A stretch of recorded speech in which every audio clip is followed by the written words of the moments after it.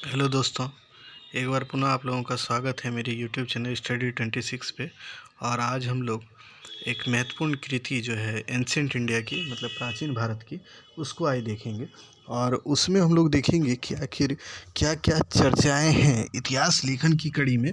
हम लोग इस चीज़ को देख रहे हैं और हम लोग देखेंगे कि इस कृति का नाम जो है पृथ्वीराज विजय है। और इसमें क्या क्या चर्चा है इतिहास से संबंधित और इसको किस तरीके से लिखा गया है। ये देखिए, ये वंश चरित्र के रूप में है, यानी किसी भी शासक के बारे में इसमें लिखा गया है और उस शासक का नाम पृथ्वीराज है। जब हम एंशिएंट इंडिया जब पढ़ाएंगे आपको पृथ्वीराज चौहान के बारे में, तो वहाँ पे आपको समझ में आएगा कि पृथ्वीराज चौहान जो थे वो किस वंश के शासक थे। चौहान वंशीय शासक थे, तो जो कि राजपूतों की एक शाखा थी, उसके शासक थे। और उन्हीं के बारे में इस कृति में पृथ्वीराज विजय जो है जैनक भट्ट की रचना है। जैनक उसको बोलते हैं, जैनक भट्ट उनकी रचना है। और इसमें क्या क्या चर्चाएं हैं, बस एक सिंपल उसको जान लेना बहुत ज़रूरी होता है। और उसमें ये समझ पाइएगा आप कि एक इतिहासकार जो कि अगर किसी या कभी कोई जो कि किसी शासक के अंतर्गत रहकर, यानी उसके समकालीन होने के बाद वो किस तरीके से उसमें शासक के बारे में क्या लिखता है, ये तमाम चीज़ें इसमें हम लोग जान पाएंगे। चलिए, इसके बारे में पृथ्वीराज विजय जो है, इसके बारे में कहा जाता है कि जैनक भट्ट इसके रचनाकार होंगे। लेकिन इसमें ये जो कृति है इसमें लेखक के नाम का वर्णन नहीं है कहीं भी। लेकिन हरविलास शारदा नामक एक इतिहासकार हैं, उनका मानना है कि देखिए, कश्मीर के ही एक कवि हैं जैनक, जिन्होंने इसकी रचना की होगी, वो मानते हैं। और फिर इसके बारे में यही कहा जाता है कि कश्मीर के लेखक जो है जैनक, उन्होंने ही इसकी रचना की है। वर्तमान में ये कृति जिस रूप में उपलब्ध है उसमें 11 सर्ग हैं, मतलब 11 भाग हैं। और 12वें भाग जो 12वां सर्ग जो है ना, उसका एक भाग इसका उपलब्ध है अभी। जैसा कि सामान्य तौर पर देखा जाता है, यह प्रशंसात्मक और इसमें मतलब ये प्रशंसात्मक, मतलब किसी की प्रशंसा में लिखी गई यह कृति है, जो कि पृथ्वीराज जो चौहान है उनके बारे में, ये उनकी प्रशंसा में ये कृति लिखी गई है। इसमें तराइन का प्रथम युद्ध जो देखिएगा मोहम्मद गोरी और पृथ्वीराज चौहान के बीच होता है 1191 में। जब आप देखेंगे दिल्ली सल्तनत में, हमने इसको पढ़ाया भी, आप देखिएगा दिल्ली सल्तनत में, तो उसमें क्या होता है कि पृथ्वीराज की विजय हो जाती है। इसके बारे में इसमें चर्चा है और इसमें पृथ्वीराज के विजय की ही चर्चा है। बाकी इसमें देखिएगा तराइन का दूसरा युद्ध जो होता है उसमें पृथ्वीराज की पराजय हो जाती है, लेकिन उसके बारे में इसमें चर्चा नहीं है। इससे यही निष्कर्ष इतिहासकार निकालते हैं कि भाई देखिए, ये जो रचना की गई होगी वो 1191 से, मतलब 1191 से 1192 के बीच में की गई होगी। यानी इसकी रचना काल को अगर देखा जाए तो 1191-92 के बीच का होगा। चूँकि इसमें 92 में जो युद्ध हुआ उसकी चर्चा नहीं है, इसलिए इतिहासकार इसको मानते हैं। और 92 के युद्ध में आप देखिए, 1192 का तराइन का द्वितीय युद्ध, उसमें पृथ्वीराज की भयंकर पराजय होती है, जिसके बारे में इसमें चर्चा नहीं है। इसके अंदर रामायणीकरण और देवीकरण मतलब के रूप में इसको लिखा गया है। यानी इसमें रामायण के पात्रों का यूज इस कृति में पृथ्वीराज के बारे में, पृथ्वीराज के सगे संबंधियों के बारे में किया गया है।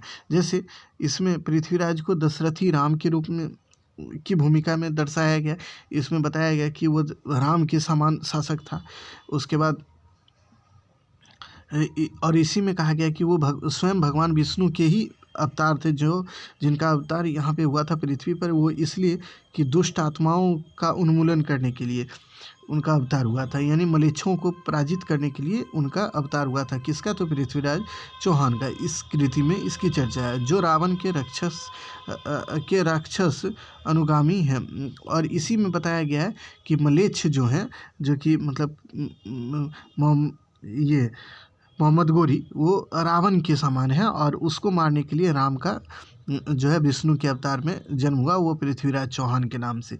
इसी तरह इसमें कदम्बवास और भुवने कमल नामक 2 पृथ्वीराज के मंत्रियों का भी चर्चा है, जिसकी समानता इसमें दिखाई गई हनुमान और गरुड़ से, जो कि आप देखेंगे राम के ही समकालीन हनुमान हैं, जो उनके शिष्य हैं और उनके मतलब मंत्री, मतलब उनके युद्ध में उनका भागीदारी रहा है। और गरुड़ का तो उसी रूप में इसमें भुवनेवास और भुवने कमल और कदम्बवास का चर्चा किया गया है, जो कि पृथ्वीराज के मंत्री हैं, उसको इसी रूप में निरूपित किया गया है।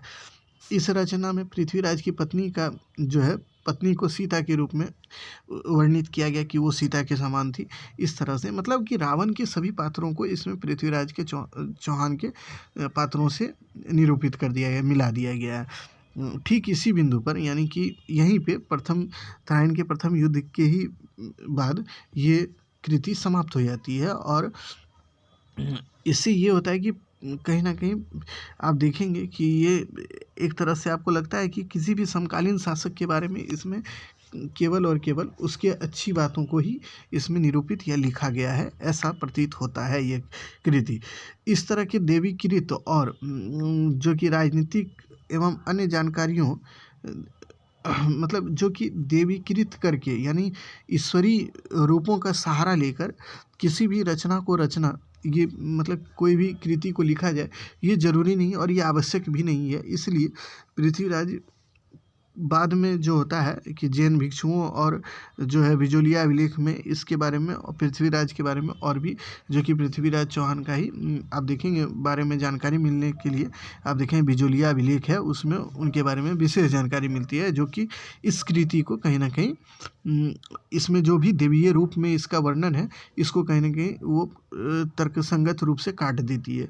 यही है पृथ्वीराज विजय, जो कि जयानक भट्ट की रचना है।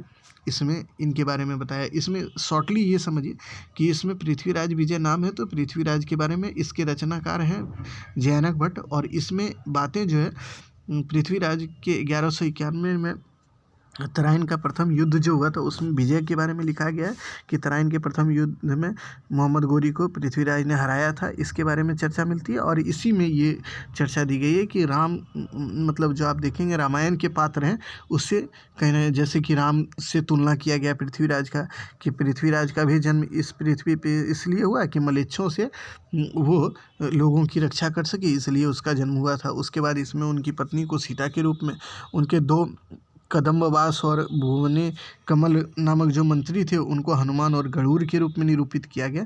ये तमाम चीज़ें इसमें चर्चित हैं। इसमें तराइन के दूसरे युद्ध की चर्चा नहीं है, और इसमें जो इसके लेखक हैं जयानक भट्ट, इसके बारे में चर्चा नहीं है। और हरविलास शारदा बोलते हैं कि भाई देखिए इसके जो लेखक होंगे वो जयानक भट्ट होंगे। चलिए, ऐसे ही अन्य जो इतिहास की महत्वपूर्ण रचनाएं हैं उसके बारे में हम अगले वीडियो में चर्चा करेंगे। तब तक के लिए धन्यवाद।